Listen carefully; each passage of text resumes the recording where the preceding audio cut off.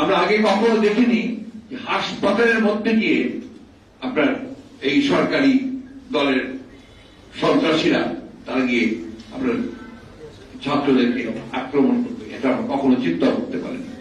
এমনকি পাকিস্তান আমলে, যার কথা তিনি বলেছেন যে পাকিস্তান আমলের শাহনাদার বাহিনীর কথা নাকি ছেলেরা ভুলে গেছে, আপনি তো সেটাকে ভুলে যেতে সাহায্য করছেন না, আপনি আরো সেটাকে নতুন করে মনে করে দিয়েছেন।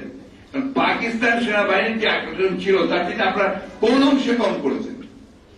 আমরা তখন ঢাকা বিশ্ববিদ্যালয়ের পড়ি, মাহবুব ভাইরা আছেন, জামাল ভাইরা আছেন, তখন ছিল এনএসএফ, আপনার আইয়ুব খানের দলের ন্যাশনাল স্টুডেন্টস ফেডারেশন, তারা এইভাবে আমাদেরকে আক্রমণ করত, তারা আমাদের এইভাবে আমাদের সভা বন্ধ করত, আমাদের সমস্ত আন্দোলনকে তারা নস্যাৎ করে দেওয়ার জন্য শক্তি প্রয়োগ করত বিভিন্নভাবে এই অস্ত্র শস্ত্র নিয়ে।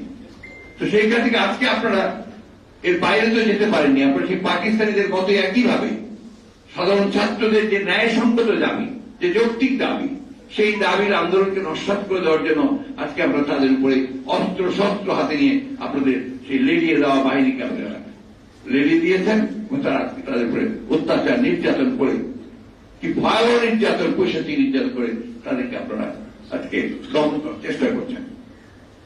আজকে এই গতকালের যে ঘটনা, সেই ঘটনা থেকে বাংলাদেশের মানুষের কাছে তারা যে আহ্বান জানিয়েছেন আমাদের ছাত্ররা, এই আহ্বান আমি মনে করি যে অত্যন্ত সময়োচিত একটি আহ্বান, যৌক্তিক একটা আহ্বান। আমার খুব ভালো লেগেছে এই জন্যে যে আমরা এতদিন ধরে আন্দোলন করছি, আমরা গণতান্ত্রিক আন্দোলন করছি, আমরা এই কথা বারবার করে বলার চেষ্টা করছি যে এই সরকার জনগণের বিরুদ্ধে অবস্থান নিয়েছে, এই সরকার জনগণের যে অধিকারগুলো সেগুলোকে হরণ করে তারা গণতান্ত্রিক যে পরিবেশ সেটাকে সম্পূর্ণভাবে ধ্বংস করছে। কিন্তু আজকে এতদিন ধরে আমরা দেখেছি যে সেখানে সাধারণ ছাত্রদের সেরকম কোন আপনার তাদের পার্টিসিপেশন যেটা সেটা আমরা দেখতে পাইনি। আজকে যখন তারা তাদের একটা ন্যায়সঙ্গত দাবি নিয়ে সামনে এগিয়ে এসেছে, সেখানে তারা নিজেরাই আজকে উপলব্ধি করছে যে কি ভয়াবহ একটা পরিস্থিতি সৃষ্টি হয়েছে। তারা কালকে যে আহ্বান জানিয়েছে, আমি মনে করি সমগ্র দেশের মানুষের এই আহ্বানে সাড়া দেওয়া উচিত এবং সমস্ত রাজনৈতিক দলগুলো এখানে সাড়া দেওয়া উচিত। আর কারণ কালকের যে বিষয়টা ছিল এটা শুধুমাত্র গোটা আন্দোলনের বিষয়ে পরিণত ছিল না, কালকের এই বিষয়টা ছিল সম্পূর্ণভাবে যে আমার সন্তানদের উপরে অন্যায়ভাবে অযৌক্তিকভাবে তাদের উপরে আক্রমণ করা হয়েছে, সে আক্রমণটা ভয়াবহ আক্রমণ,